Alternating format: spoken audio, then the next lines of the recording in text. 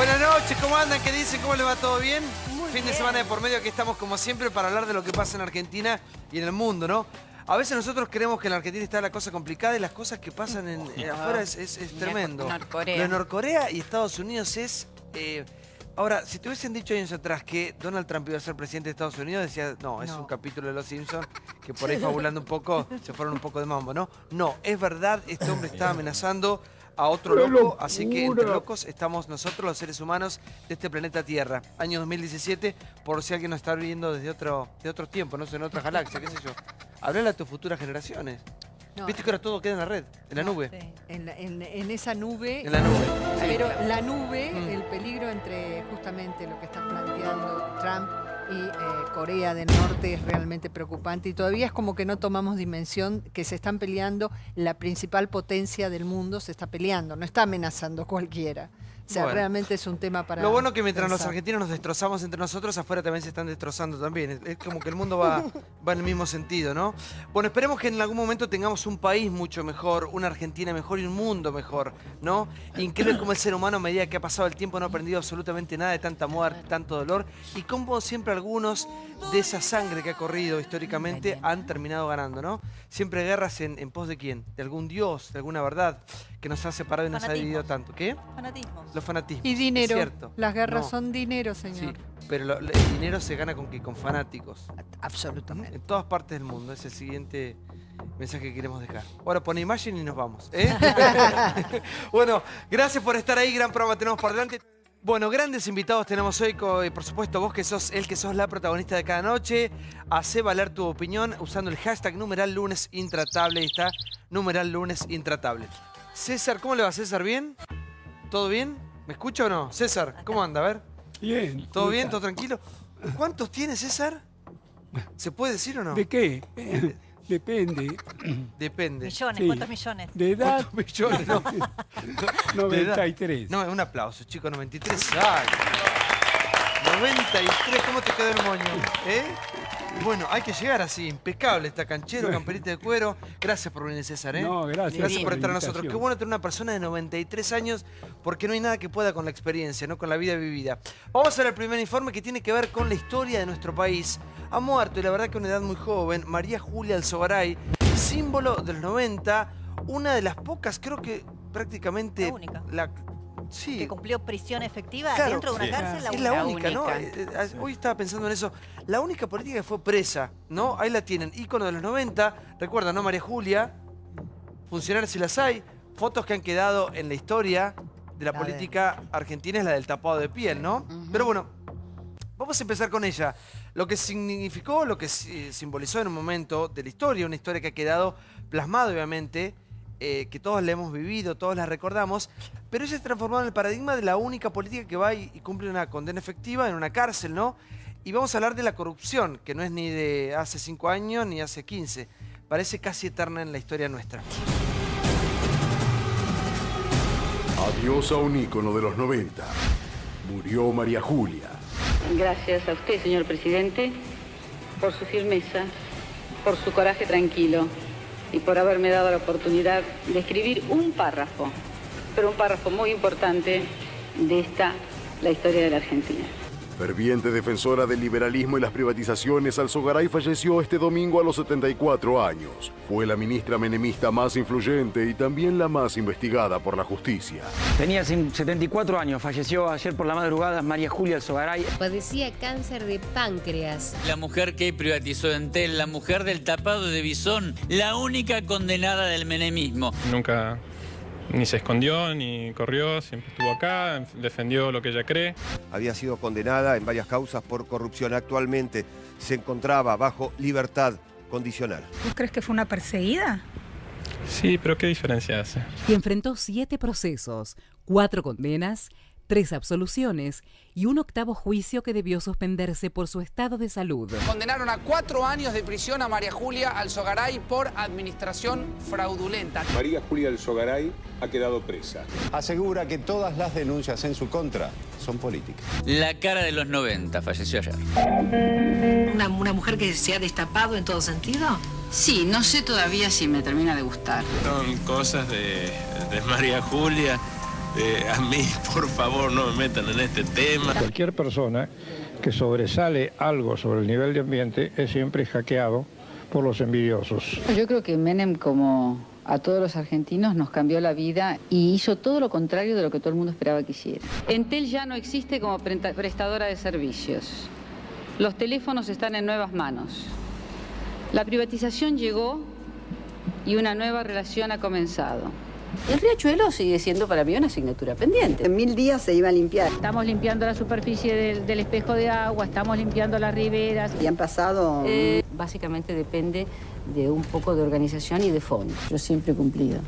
¿Toda la plata que tenés es tuya? Sí, que yo sepa, sí.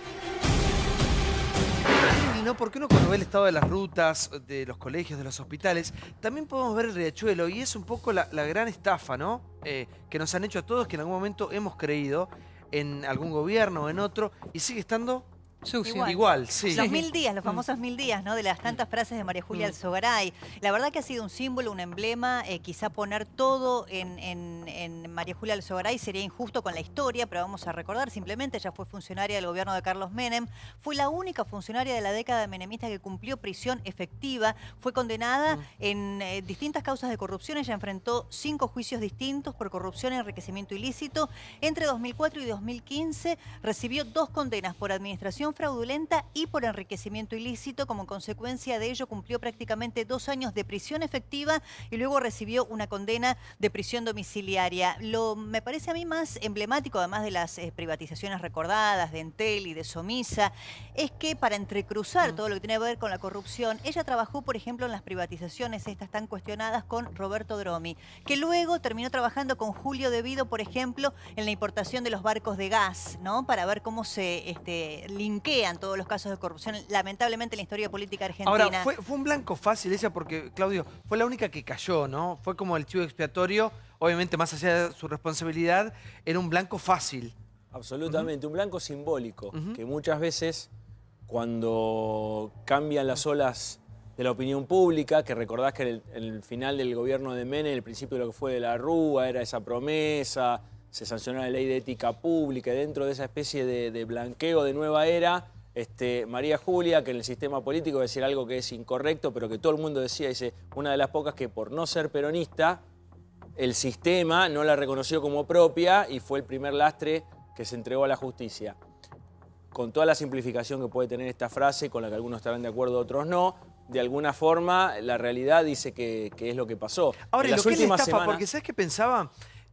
Tanto María Julia como Adelina D'Alessio de Viola eran los referentes femeninos de lo que era el cambio a fines de los 80 de la nueva política. Eran 2 mujeres con imagen, obviamente que las 2 venían de lugares similares pero diferentes al mismo tiempo, y las 2 eran vistas.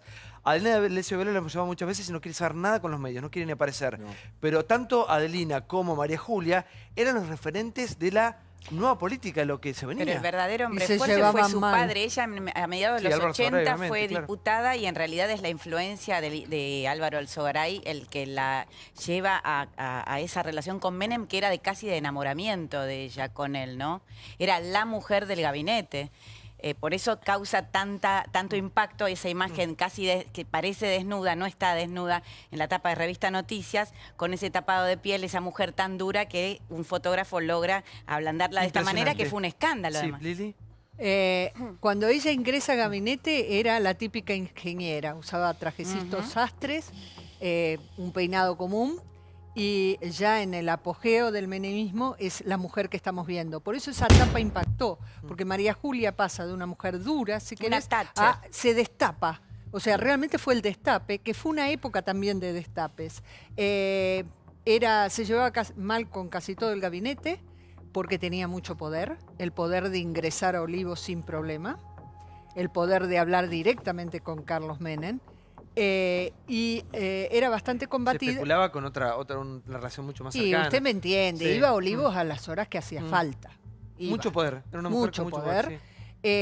Muy dura, se echó las privatizaciones y no le importó los costos, porque recordemos que María Julia, si bien entra en un gobierno peronista, entra, como ella misma decía, en un gobierno que no era muy peronista, porque Carlos Menem promete una serie de cosas en campaña. La pregunta es esta. Obviamente que ella prometió, no cumplió su pena después, pero me parece que fue cortar por lo más débil también.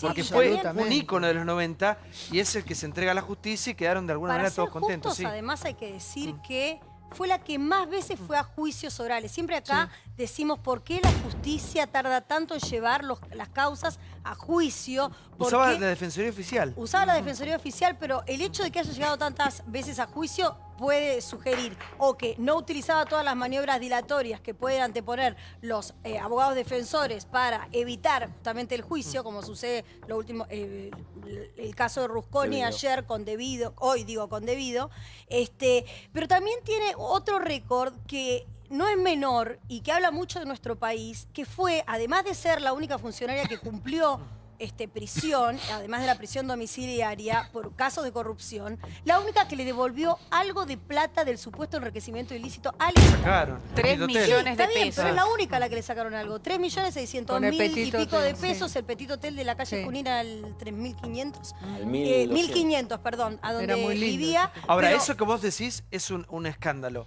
Que después de tantos años y de los hechos de corrupción obscenos que hemos tenido, lo único que se haya devuelto Es una el locura. Petit Hotel de Recoleta, es una locura. Por eso digo, es algo, yo todos los años chequeo con la gente que se especializa en corrupción, con Manuel Garrido, con los que han sido fiscales anticorrupción y se han dedicado a estos casos, porque la verdad que es una locura pensar que en ninguno de los siguientes casos que conocimos se devolvió un solo mango al Estado de parte del peculio, o sea, porque hay funcionarios, por ejemplo, el caso de Báez, que sigue cobrando los alquileres por todas las propiedades que ha logrado conseguir, en la suposición de las maniobras fraudulentas por las cuales está preso.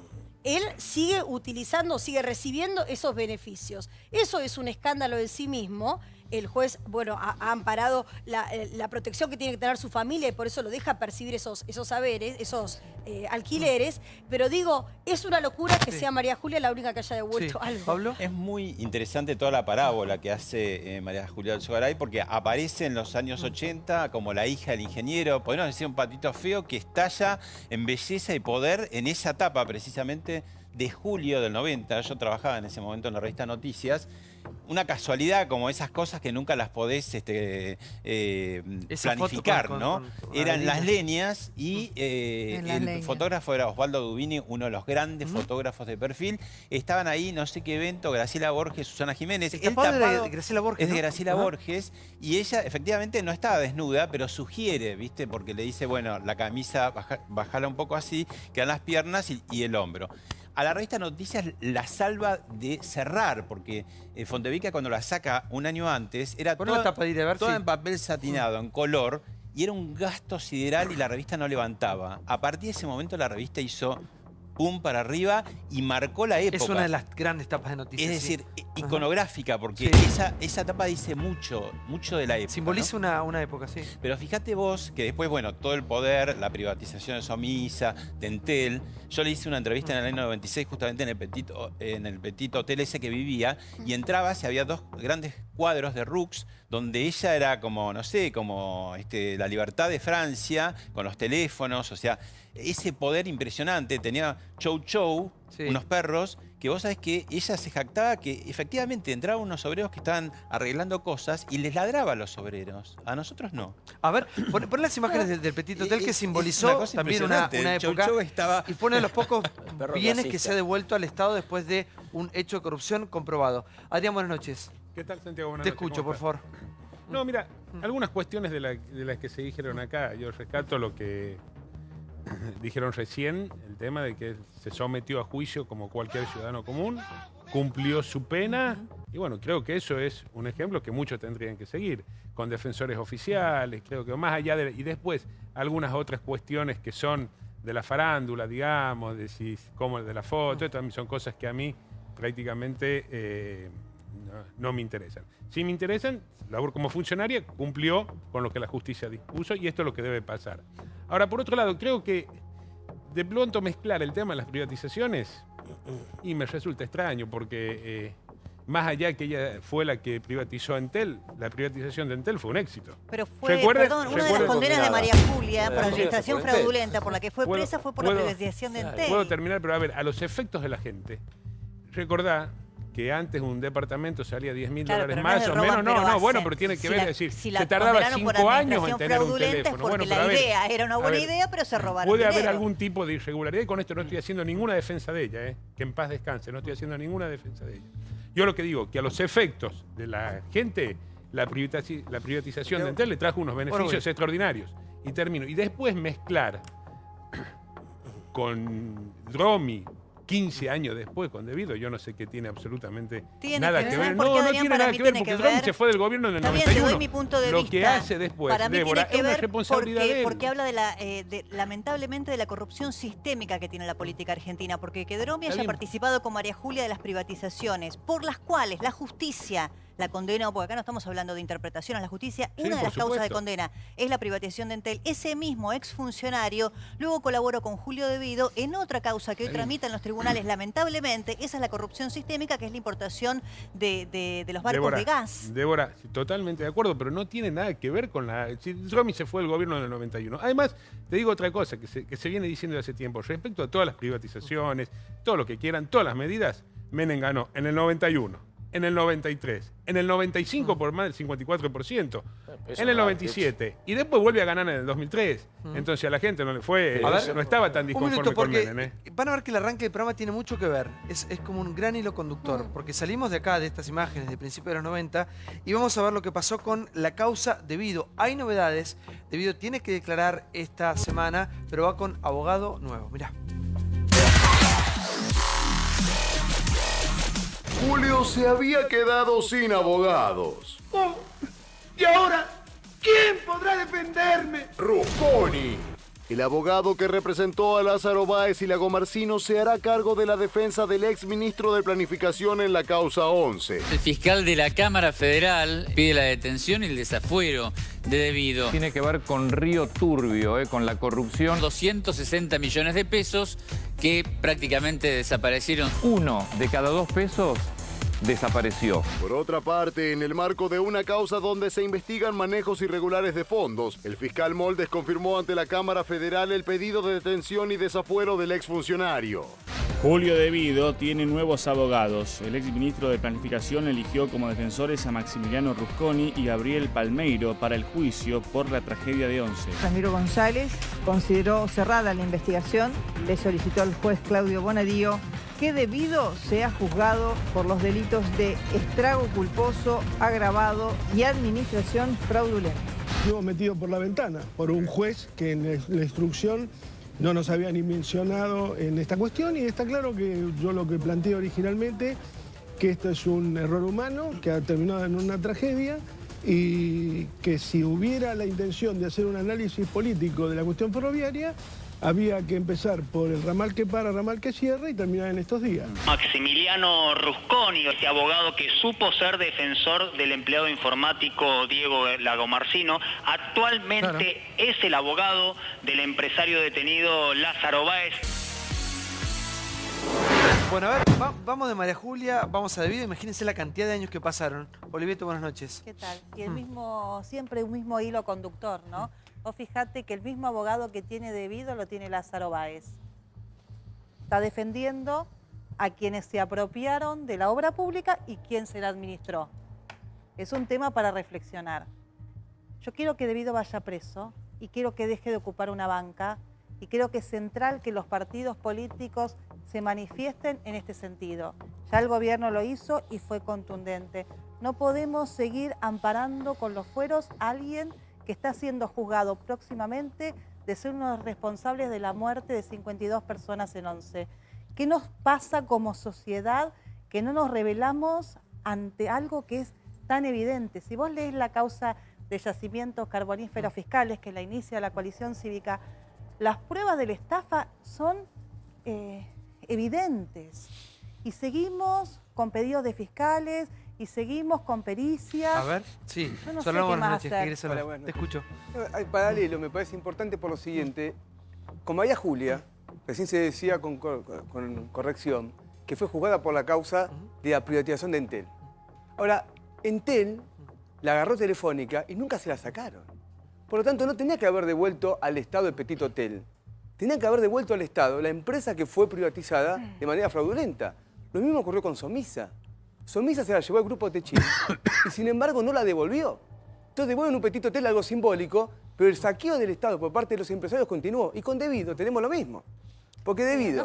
Pero las concesiones o las privatizaciones no son un afano de una empresa... Si fue privatizada de manera corrupta, hay que investigar a los dos polos. Pero ustedes investigar en la Cámara de Diputados, ¿no? Vamos por parte. Primero, terminamos con María Julia. Si la privatización fue hecha bajo corrupción, corresponde revisar la privatización. Si no, solamente lo que estamos haciendo es agarrar a María Julia, y está bien que sea juzgada, pero se perdona al empresario. Igual pero siempre uno vota políticos, no empresarios. Uno vota políticos, sí. Los representantes del pueblo son los políticos, no los empresarios. Pero los empresarios... Escuchame una cosa, El tema es el siguiente. El tema es que hemos visto un hilo conductor, porque también vamos a llegar a lo que pasó con Delcel, que es una cosa chiquita, pero también es algo que está mal. Es el informe que sigue. ¿Cómo hemos soportado como pueblo esa manera de gobernarnos y en definitiva son todas las cosas que no están, que no tenemos? Sí. Oliveto, ¿cómo se modifica eso? Hablamos de la forma, de la manera de gobernar. En realidad la corrupción o la tentación hay que entender lo que hace, que es parte de la condición humana. Y lo que vos tenés que hacer es tener instituciones fuertes para que te frenen cuando tu condición humana se va para el lado de lo inmoral. Bien lo decía en el federalista Madison, ¿no? Si los gobernantes fuesen ángeles, bueno, no son ángeles, son seres humanos. Sí, Paula, pero la justicia en Argentina juzga para atrás. O sea, durante el kirchnerismo se juzgó el menemismo y ahora estamos juzgando al kirchnerismo. Atención. En 2020 vamos a jugar al macrismo. Claro, yo quiero que se entienda esto. Quiero instituciones fuertes, que no haya casos de corrupción. Organismos de control que controlen en tiempo real, que el que las hace las pague. Porque vos fíjate, en el caso del kirchnerismo, que es donde yo más recuerdo por una cuestión de edad, no recuerdo tanto el menemismo, si hubiese funcionado los organismos de control, tal vez se hubiesen frenado distintas causas de corrupción y no estaríamos con esta sensación de impunidad 12 años después. Entonces, más allá de quién gobierne, creo que el mayor aporte que hacemos o que deberíamos hacer la política en la Argentina es crear instituciones fuertes. A ver, sí, César, por favor. Lo escucho. Estamos hablando de la justicia que nunca llega, por lo menos cuando tiene que llegar. Llega tarde, si es que llega. Es verdad. Usted puntualizaba el tema de María Julia. María Julia fue acusada, fue juzgada, y ejerció su defensa, fue condenada, cumplió con la sanción que se le aplicó. Bueno, ese tratamiento corresponde que se dé en todos los otros casos de corrupción, los posteriores y los actuales. El sistema excesivamente garantista posibilita la impunidad. Y eso se da en temas concretos. Inclusive hay cosas de las que no se vuelve a hablar, pero que sin embargo han producido un daño muy grande al patrimonio del Estado. El caso del megacanje, 55.000 millones de dólares, se incrementa el patrimonio debido, o sea, el patrimonio del Estado perjudicado en esa cifra sideral. Sin embargo, la causa concluye por prescripción y sus responsables, los 15 responsables, gente de mucho prestigio intelectual y sobre todo en el plano de la economía, goza de absoluta libertad y se comportan como gente honorable. Sí, Diego. Hemos hablado muchas veces ya de Julio Debido. Primero sí que Rusconi para mí es brillante. Cuando vino acá al canal, ¿se acuerdan? Cuando vino al programa, que tenía una tarea muy difícil y sin embargo cómo se lució defendiendo algo que es muy difícil de defender, ¿no?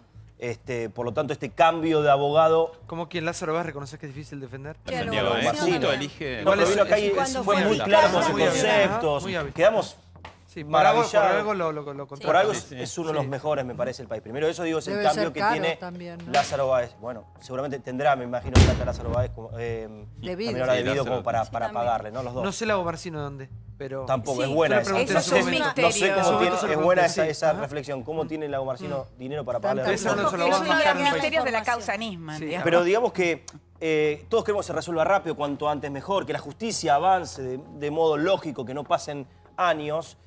Pero si pasan los años, recordemos que también nos explica, no sé si no fue Rusconi o alguien, qué significan los fueros, porque hay un mal entendimiento de los fueros, como que es que cuando tiene fueros un diputado no puede ser juzgado o encarcelado. No puede ser encarcelado mientras está el proceso judicial.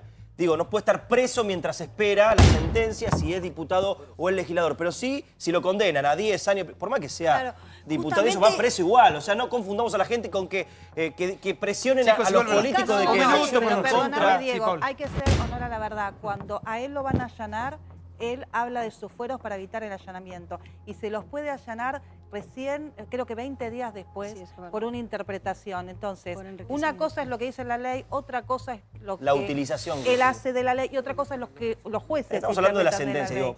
Pero no es menor que los fueros en algunas personas son utilizados. Sí, por favor. No, a ver, en principio todos están acá hablando de la justicia que juzga siempre para atrás y nunca en el momento. A mí me encantaría tener jueces contraculturales. Pero estamos en una sociedad. Vos dijiste, bueno, hay un hilo conductor. ¿Cómo soportamos los argentinos? No lo soportamos, porque eso sería un error. Como dijo Adrián Menem, los apoyamos. Los apoyamos. Digo, la década del 90 fue apoyada, como muy bien remarcó Menem, por toda la sociedad hasta que el bolsillo comenzó a flaquear. La década pasada, aún con la causa de corrupción adelante de los ojos, fue apoyada hasta por el 54% de los votos, hasta que el bolsillo comenzó a flaquear. Entonces, a mí también me gustaría tener una justicia que avance en el momento indicado. Pero me parece que estamos creyendo que los jueces pueden ser extraterrestres y los jueces son producto de la sociedad que somos. Digo, tampoco nos saquemos responsabilidades. No todos tenemos la misma responsabilidad, pero tampoco nos saquemos responsabilidades como sociedad de a quién le entregamos el voto y qué miramos a la hora de votar. Igual el tema, la causa acá es la causa de 11, que es un asesinato, que es una tragedia en sí misma. ¿Sí, Claudio, por favor? Sí, absolutamente. Es un estrago gravísimo y está también acusado Devido por administración fraudulenta. Porque en realidad lo que se juzga es lo que hizo Devido desviando el dinero que había para mantener los trenes y los subsidios al transporte, etcétera, etcétera, que estaban como estaban y terminaron aquella mañana con una tragedia que mató a 52 personas. Hay uno de los argumentos de Devido que habría que prestarle algo de atención, lo vimos acá en el tape, porque él lo que dice es, a mí me ponen en la causa ahora, porque en el primer juicio de 11, cuyas condenas todavía están discutiéndose en la casación y no hay nadie preso, salvo Ricardo Jaime, por otra causa, nada más, dice, yo no estaba ahí, no pude defenderme. Entonces es como una pequeña trampa, porque en realidad siempre ocurre en los procesos orales que empiezan a emerger nuevas pruebas y nuevas responsabilidades. Y dicen, si todo este árbol de cosas sucedió, fue porque había una jefatura mucho más alta de las personas que tenemos acá que coordinó las cosas para que el tren no funcionara, nadie cobrara boleto, pasaran 80 personas donde cabían 30 o 40, etcétera, etcétera, venga el señor Devido. Y esto solo ocurrió cuando Devido dejó el poder. Sí. Va a terminar el año con 7 procesamientos y lo empezó con 0. A instancias de Bonadío, ¿no?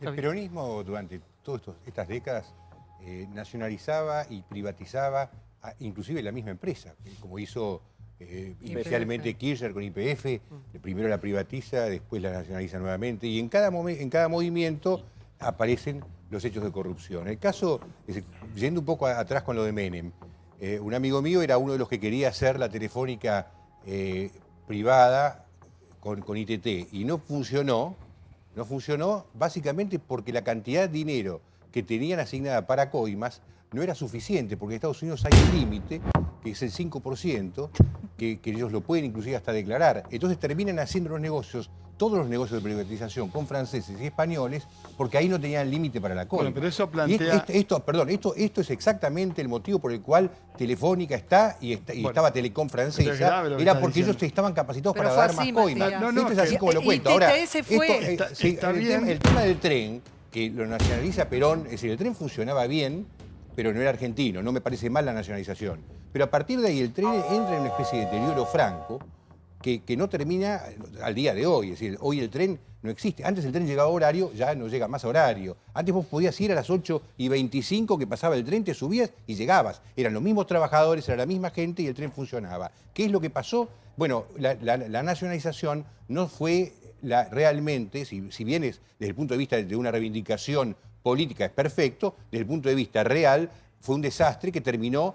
Porque el mismo peronismo es el que destruye los trenes y que ahora trató de resolverlo después de una manera que termina con 11. Santi. Y lo interesante es que no hay nadie que se haga cargo de lo que el peronismo hizo con la Argentina. A mí me parece que hay dos puntos que plantea Gabriel que son interesantes.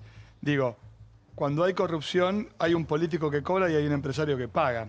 Digo, y yo insisto con esto de que en la medida que la justicia no le llegue su 2001... No, lo dijo Cristina, que sepamos quiénes son. No hacía falta que el tema es quién pagaba. Chicos, Gracias por el dato.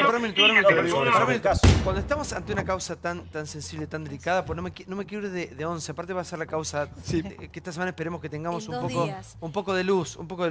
¿Qué tenés para decirnos por esa causa en particular? No, a ver, lo que está claro es que la justicia empieza a mirar a debido tarde. Evidentemente, absolutamente. Y eso tiene que ver con que el Estado se movió tarde cuando desde el Poder Ejecutivo la respuesta llegó tarde, porque nunca hubo una solidarización por parte del Poder Ejecutivo para con las víctimas desde el primer momento. Y obviamente hoy la justicia termina dando respuestas tarde y por eso llega cuando debido tiene fueros. De hecho estoy de acuerdo en que le quiten los fueros para que lo juzguen. Ahora, más allá de eso, en la medida en que siga habiendo corrupción, sigue habiendo una justicia que termina siendo cómplice de la corrupción, el tema no se va a resolver hasta que no solamente se juzgue a quien cobra, sino a quien paga la coima. También, y eso nunca forma parte del análisis. Y debería formarlo también. Vamos al próximo programa que tiene que ver con un tema trascendental, fundamental, que es la educación. Seguimos sumando voces, se suma Bandeo, y ese está por allá, ¿no? Yayes, perdón. Yayes está por allá, ¿lo veo? Sí, está. Lo sumamos a Andrés Gil Domínguez. ¿Cómo andás, Andrés? ¿Bien? Gracias por estar con nosotros. Hablamos de educación, presente y futuro de un país.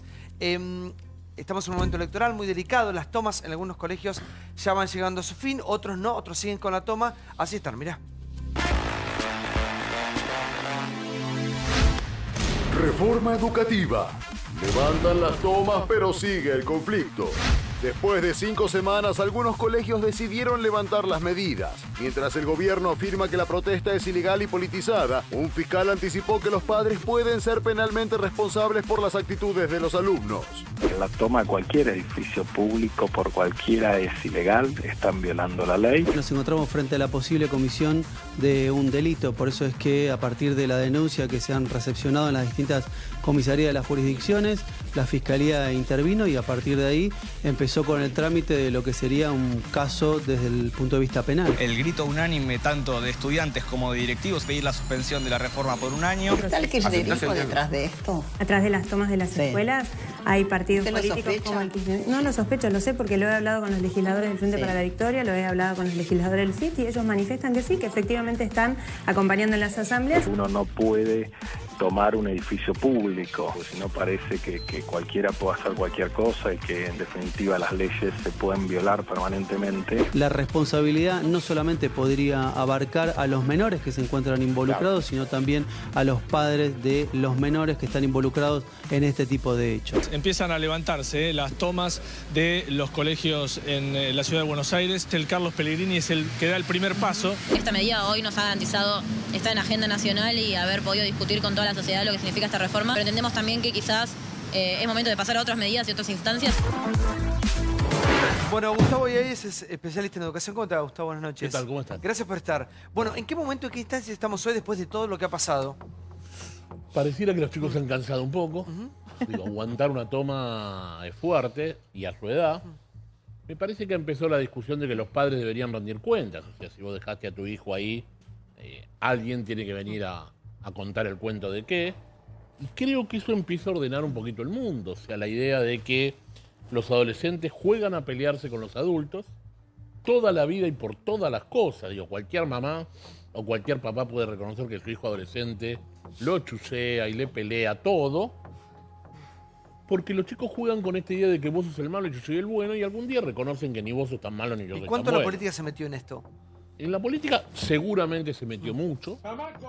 Aparentemente hay algunos candidatos del kirchnerismo y algunos candidatos de la izquierda que estuvieron atrás. Pero me parece que tampoco del otro lado una reacción fuerte de qué. Entonces yo creo que el mundo adulto le tiene que decir a los chicos que sí, que no. Creo que ellos no pueden jugar a esta idea de que son revolucionarios en la escuela. Me parece que del otro lado el mundo adulto tuvo un poquito desordenada la reforma, no está muy claro qué es. Hasta ahora lo que hay fundamentalmente es un PowerPoint con algunos títulos de qué se va a tratar. Entonces, me parece que en esta vuelta se nos mezclaron los pibes haciendo esto, los papás que le van a llevar la comida en el tupper a la escuela, dicen, yo no estoy de acuerdo, pero si mi hijo está... Pues mira, si no estás de acuerdo, sácalo de ahí, digamos. Los otros papás que no quieren que los chicos vayan a la escuela porque no quieren que estén en la asamblea, se banquen esto. Yo diría que en general esta debería ser una reflexión del mundo adulto. Se robaron algunas cositas también. ¿Cómo? Se robaron algunas cositas. Sí, Gabriel. Primero, digo, escucho muchas veces a partidos políticos que quieren bajar la edad de imputabilidad. 14, 15 años preso. No puede discutir un chico de 15, 16 de educación. Está prohibido. ¿Cómo van a debatir? No, lo digo en serio. Quieren bajar la edad de imputabilidad, pero no pueden discutir la cuestión educativa siendo estudiantes. No pueden tomar el colegio. Hay que, no pueden discutir. Hay que tratarlo con más respeto a los diferente. Estudiantes.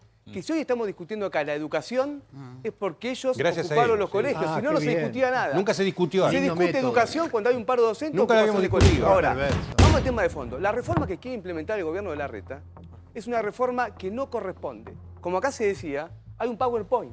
Nadie sabe de qué se trata. Y hasta donde trascendió, es una reforma negativa. Va a eliminar un quinto año, va a ser reemplazado por un trabajo precario, y los estudiantes lo han puesto de manifiesto. Le debemos a los estudiantes este debate y le debemos a los estudiantes un reclamo que tendrá que ser de los adultos. Cuando se dice que el mundo adulto acompaña a los estudiantes, no es para que el padre vaya a sacar al chico de la oreja. La familia no puede ser una institución represiva. Es para acompañarlos en un reclamo que la familia es es la familia. ¿Cómo? No, por familia. Sí, Santiago. No, yo sé que familia tiene cada uno. Me parece que a los chicos, como sujetos de derechos, hay que enseñarles los derechos que tienen y cómo los tienen que ejercer. Hay que enseñarle que si bien una toma puede ser ejercicio de libertad de expresión, cuando no tiene plazo, se transforma en un abuso de derecho y en la violación del derecho a la educación global. Pero no hablar de la familia como institución que me parece muy valioso. Pero la familia, digamos, uno no discute la autoridad. ¿Quién tiene la autoridad dentro de tu familia? No, Santiago, pero lo que pasa es que está muy marcado.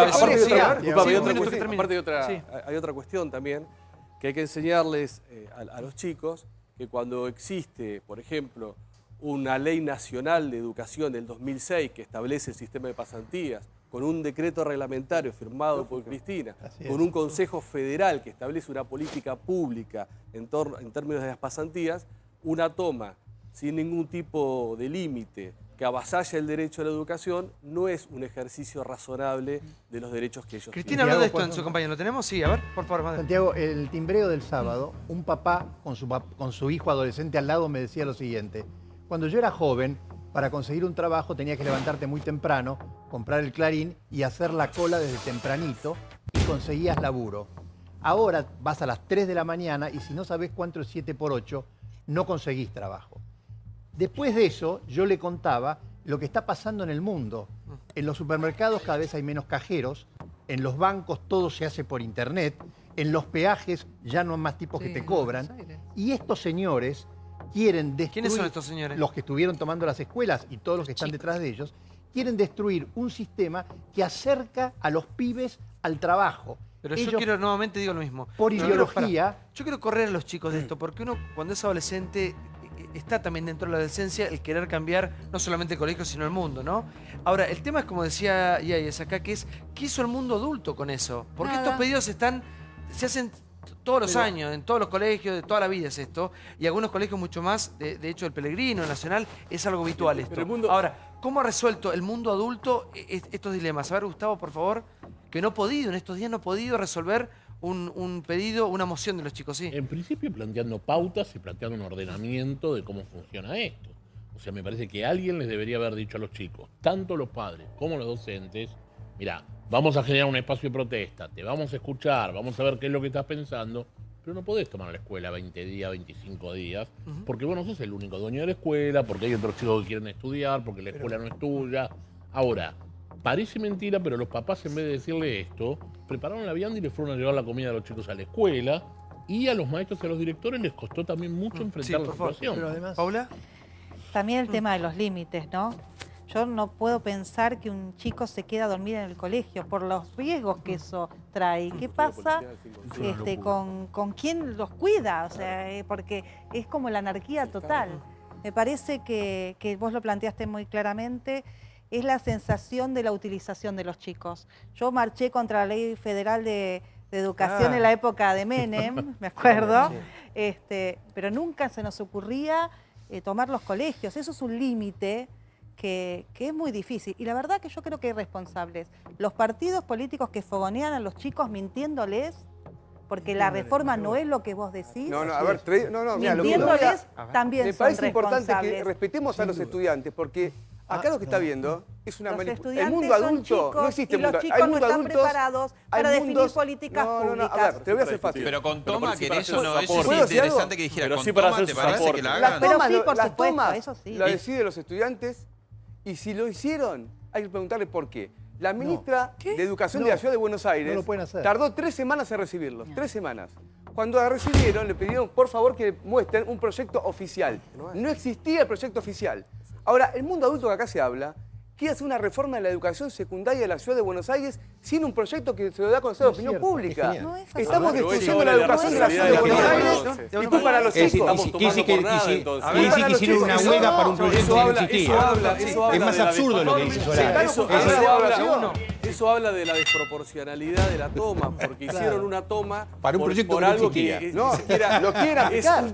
Ni siquiera es una resolución concreta, es un proyecto. Me parece también que el Estado tiene que arbitrar ciertos mecanismos de consulta a los alumnos, a los chicos previos, tiene que escucharlos, tiene que hacer participar, porque eso es una manera también de que después no se generen este tipo de tomas irracionales. Si el Estado los escucha... Yo les voy a decir una cosa, chicos. Dentro del mundo adolescente, bueno, circulan un montón de fantasías. Cuando uno es joven, aparte, yo esto ya lo he dicho, pero uno se cree que va a tener 17 años toda la vida. Esto se termina dentro de muy poco y esos mismos chicos que están en contra de todo van a tener que enfrentarse a un mercado muy hostil. Ahora, a mí me gustaría que también reclamaran por que exigieran, por ejemplo, que la educación pública hoy no tenga el doble turno. Eso me parece, digamos, esa es una bandera que hay que levantar. Pero esto es una ley, las pasantías, es un sistema votado por el Congreso en el año 2006 durante el gobierno de Cristina. ¿Puedo decir una cosa? Es una política, lo que dice Cristina es una política pública nacional. Pero Cristina miente y que el propio Consejo Federal de Educación oportunamente le pidió a la presidenta, en esa época Cristina Kirchner, que lo reglamentara. Es una política pública, no es un invento del gobierno de Ciudad de Buenos Aires. Cristina está en campaña y dijo, se metió con este tema y le habló a los pibes. Mirá. Yo los escucho a muchos de ustedes hablar por la televisión, cuando como estudiantes secundarios defienden sus derechos y su participación. Y ustedes no necesitan que nadie les dé clase. Ustedes pueden dar clase a todos. Decirles algo, nada más como la mamá cuando van a salir a bailar o van al colegio o salen de casa. Gracias. La primera es que... Bueno, vení. Ahí estaba la expresidenta de la Nación metiéndose directamente en la campaña con un tema muy, muy delicado. ¿Sí, Diego? Yo también participé de esas marchas. ¿Y qué opinas de lo que dijo Cristina? Yo le quiero decir a ella que antes no existían las redes sociales y cuando uno marchaba a Plaza de Mayo, éramos cientos de miles de personas y de estudiantes, se nos tomaba en serio. Yo pido que estos estudiantes se los tomen en serio también. Porque en ese momento no había redes sociales. ¿Por qué? Pero cuando estábamos marchando salíamos en todas las tapas de los diarios y en todos los noticieros. Entonces el tema se trataba y de hecho se detuvo y pudimos lograr que gracias a esas marchas no se aplicara esa polémica. Aceptamos, fuimos. Hubo una ley del Congreso y se respetó la ley del Congreso. Nosotros hicimos nuestra posición. En la Ciudad de Buenos Aires pero cuando se dio... Déjame decir algo. Entonces, a mí me parece que tanto lo escuché a Gustavo, con todo respeto, y escucho muchos colegas en estos días, porque he visto cómo le han frenado el carro más de uno, la forma despectiva o cómo tratan a los jóvenes como vos chiquitita a ver qué estás tomando en el colegio. Digo, no están jugando a ser revolucionarios, están luchando por lo que creen que ellos se consideren que está bien. Darle el teléfono a los hay que respetar a los jóvenes. Chicos,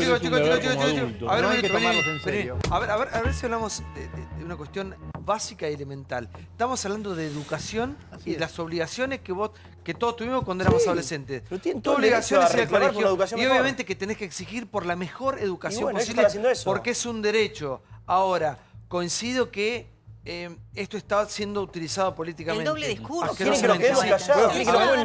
La mezquindad política, escuchando lo que acabamos de escuchar de Cristina Kirchner, yo no puedo dejar pasar la frase de chicos, ustedes no tienen nada que aprender, nadie les tiene que enseñar nada. Señores, todos tenemos cosas que aprender. El que piensa eso es el más ignorante del universo y el más soberbio.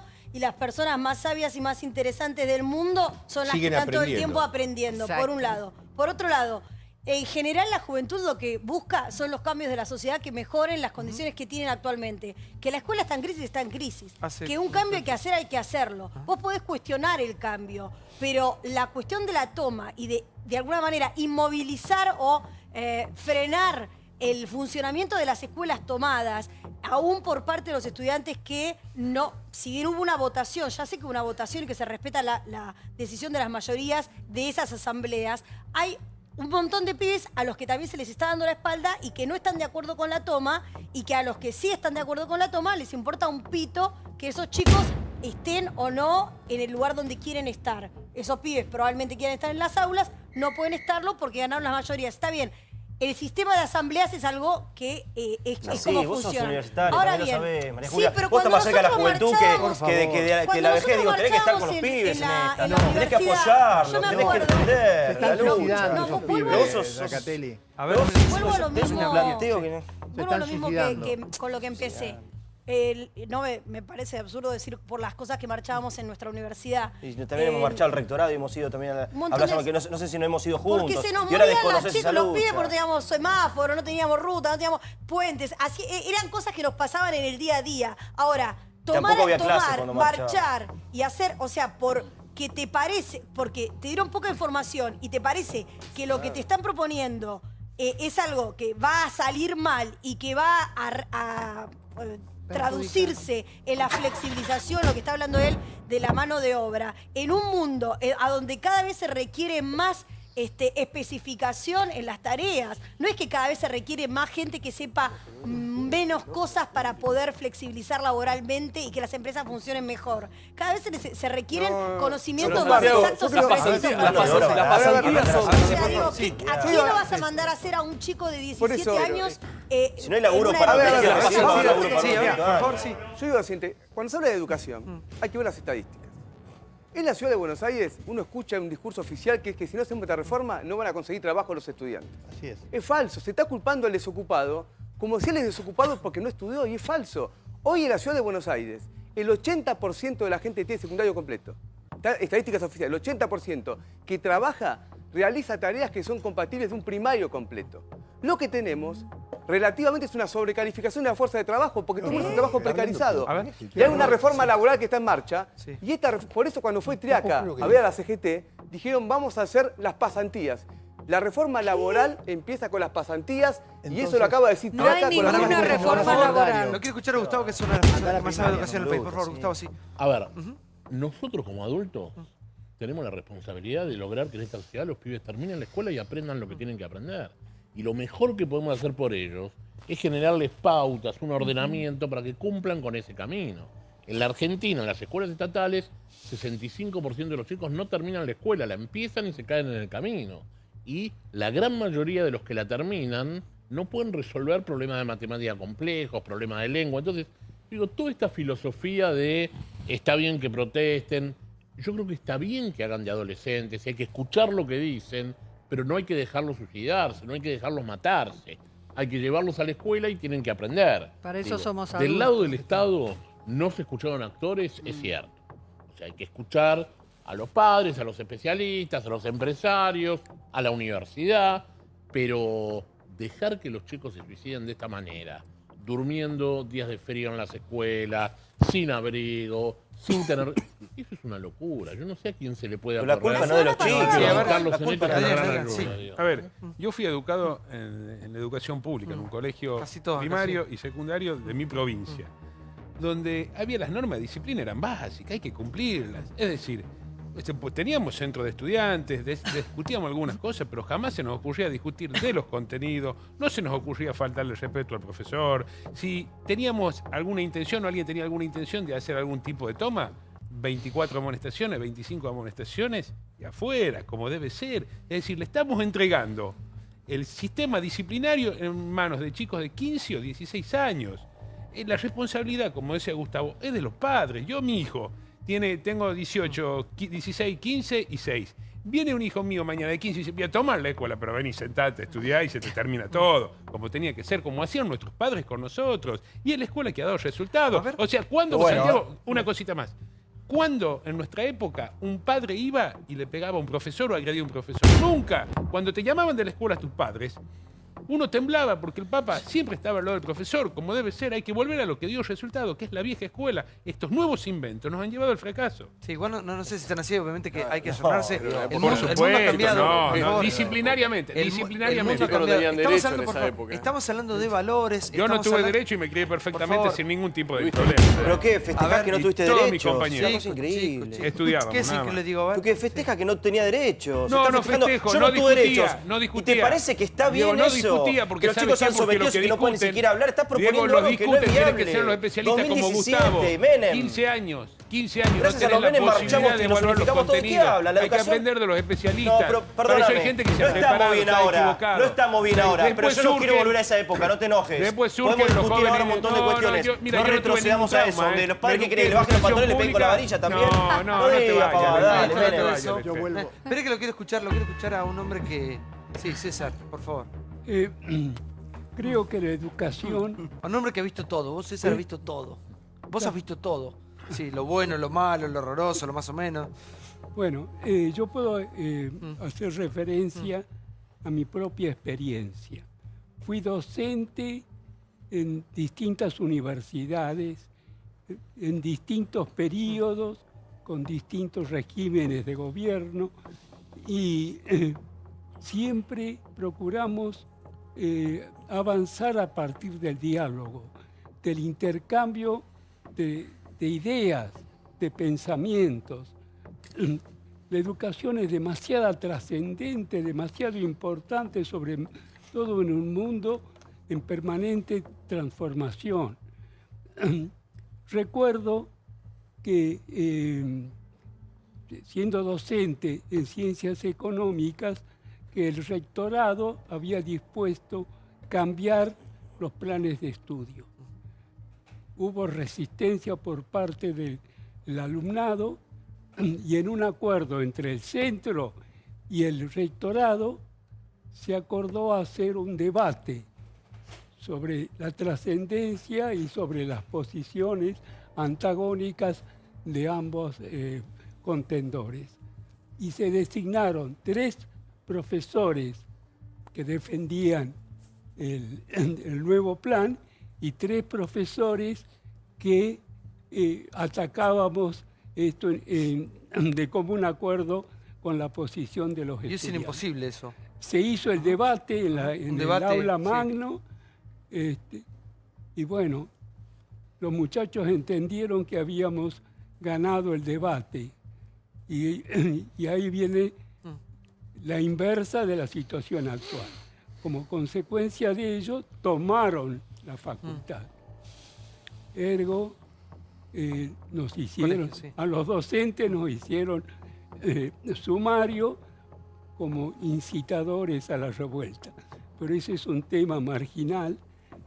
Lo importante es señalar que se avanzaba a partir del diálogo, del intercambio de opiniones, y tanto unos como otros podían exteriorizar sus posiciones. Pero es cierto lo que dice César, es respetar, es escuchar, es dialogar. ¿En qué momento perdimos el diálogo? Yo creo que se pierde el diálogo cuando, digamos, las personalidades, por ejemplo, en este caso, una expresidenta, uno lo que busca es que pise la pelota, que diga algo con sabiduría. Cuando le dice a los chicos no necesitan clases, digamos, es una brutalidad. ¿Cómo no necesitan clases? Ni siquiera de manera metafórica. Cuando ella habla, por ejemplo, de decir, revisan los Twitter. Los Twitter es una red pública, no se revisan. Y los compara con la agenda que sacaba en la época de la dictadura militar. Es banalizar esa época. Yo salí de secundario en una época donde nadie pensaba que te ibas a quedar sin trabajo. Que ibas a salir de la escuela y ibas a trabajar toda tu vida.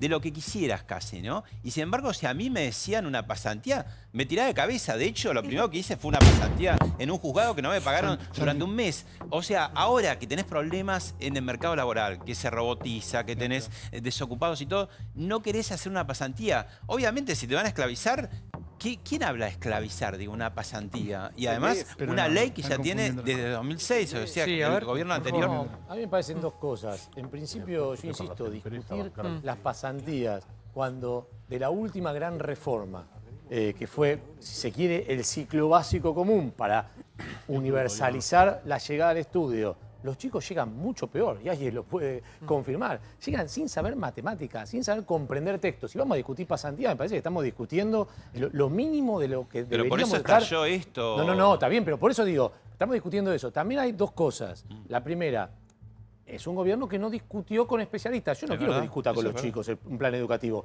Quiero que lo convoquen allá. Y quiero que convoquen a todos los especialistas y digan, tenemos un plan para una educación del futuro. ¿Cómo lo mejoramos? Y después, en lo que respecta con los chicos, estamos en una situación difícil hace años. No son solo los chicos. Todos han crecido en una sociedad que cree tener derechos, pero no obligaciones. Y te voy a contar brevemente, yo conté acá que mi hijo iba a un colegio que estaba tomado. Y hubo una gran discusión.